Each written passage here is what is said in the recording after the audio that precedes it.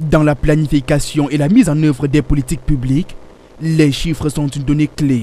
Et pour cela, l'opération de recensement général de la population et de l'habitat, désormais lancée depuis le 24 avril dernier au Cameroun, nécessite rigueur absolue. Pourtant, sur le terrain, les agents recenseurs formés pour mener cette campagne multiplient les plaintes. Bon nombre d'entre eux n'ayant toujours pas perçu la contrepartie due à la phase 1 dans plusieurs régions du pays. Ici, dans la même Atien particulièrement, on nous a dit que la première tranche devrait être payée après 15 jours de formation et le reste après. On a donc fait 15 jours de formation, on n'a pas vu.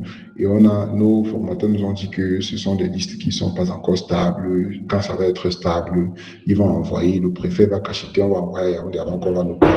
Une fois que cela a été fait, on n'a pas vu les paiements.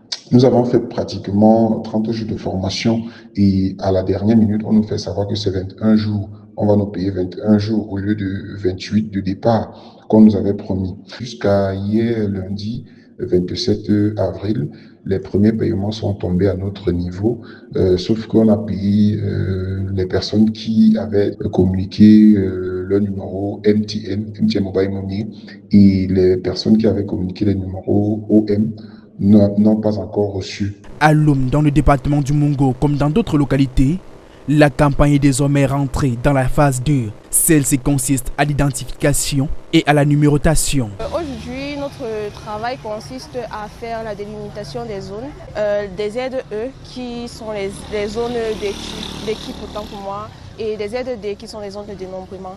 Faciliter aussi l'îlotage pour les agents recenseurs. Donc c'est ce que nous allons faire aujourd'hui. Seulement, il plane comme un péril sur la suite de cette opération si des mesures concrètes ne sont pas prises pour pallier aux difficultés auxquelles font face ces agents. Font-ils savoir? Les 31 500 qu'on va payer actuellement, c'est un agent qui est déjà consommé.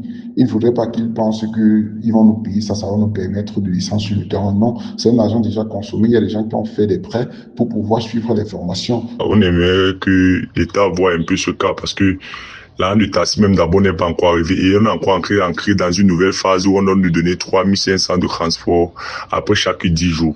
Si les 1500 de première transformation ne sont pas encore arrivés, de la formation ne sont pas encore arrivés, combien de fois les 3500 qui vont arriver ici? Pour une plus grande célérité, les agents recenseurs sollicitent des pouvoirs publics d'autres commodités pour braver les intempéries. Le cas à Tchang en cette saison pluvieuse dans la région de l'Ouest. Les routes sont non bitumées, il y a des quartiers qui sont inondés avec le mauvais état des routes et bien d'autres. Nous avons sollicité qu'on puisse mettre à notre disposition des bottes et tout le vêtement nécessaire qui va nous permettre de mieux faire le travail, même lorsque la pluie sera en train de tomber. Mais jusqu'ici, on attend, on n'a encore rien reçu comme matériel. Face à ces difficultés, les responsables du ministère de l'économie, de la planification et de l'aménagement du territoire sur le terrain tentent de rassurer. Le recensement est une activité nationale et souveraine.